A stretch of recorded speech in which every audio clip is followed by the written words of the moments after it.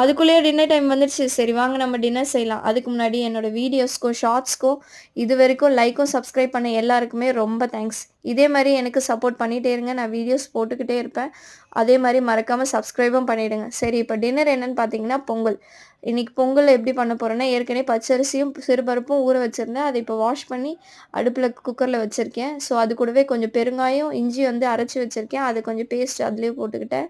இஞ்சி ஏன் பேஸ்ட்டா போடுறேன்னா, பசங்களுக்கு ஒரு சிலர் இஞ்சி சாப்பிட மாட்டாங்க. ஸோ நான் அரைச்சு போட்டிருக்கேன். அது கூட நெய்யும், உப்பும் சேர்த்து தட்டு போட்டு மூடிடலாம். மூடி பார்த்துட்டோம்னா, கொஞ்ச நேரம் கழிச்சு நல்லா பொங்கி வரும். ஸோ அப்போ எடுத்து பார்த்தீங்கன்னா, நல்லா மிக்ஸ் பண்ணி விட்டீங்கன்னா, கொஞ்ச நேரம் கழிச்சு நல்லா சாதம் வந்து அந்த பொங்கல் வந்து நல்லா கொழைய வெந்துரும். இந்த மாரி நல்லா கொழைய வெந்திருக்கும்.